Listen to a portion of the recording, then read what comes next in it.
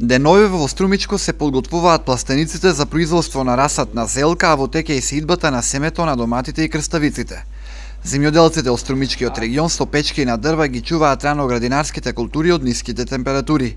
Ова особено се однесува за земјоделците од Куклиш, кои за да ги заштитат расадите од мрзнење, трошат големи количества на дрва за греење на пластениците. С ниските температури проблем, значи има додатно греење. Ако не е оно, ептен тешко ќе. А оно, како што знаат, ако знаат колку сте запознавани за това, горма многу дрва и се одразува на джебо. Колку трошите дрва, од прилика? Ами сега само за расадот тие вечери, како што беше ладно, значи повеќе од кубик на вечер.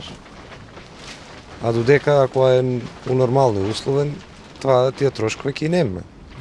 Памуковски вели дека деновиве буквално дежурат 24 часа за да ги постигнат оптималните температури во пластениците каде ги одгледуваат расадите.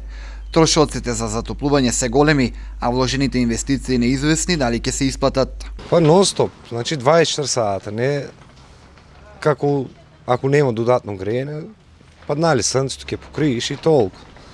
А додека кај нас вече до 3 сата мора да станеш да туриш некој тело дрва.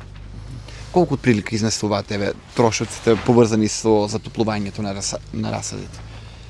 Ви, трошоците се големи, как е годината така, значи това го кажаваме. Што знам, не сме правили некоја математика, оти ние ако почнеме да пишеме и нема да работиме земјоделие. Студот и температурите под нулата ги загрижија струмичките земјоделци. Во страв дека нема да рти семето, голем дел струмичките производители ја одлагаат сеидбата. Тоа ќе доведе до доцнење на садењето на расадите за пролетната реколта.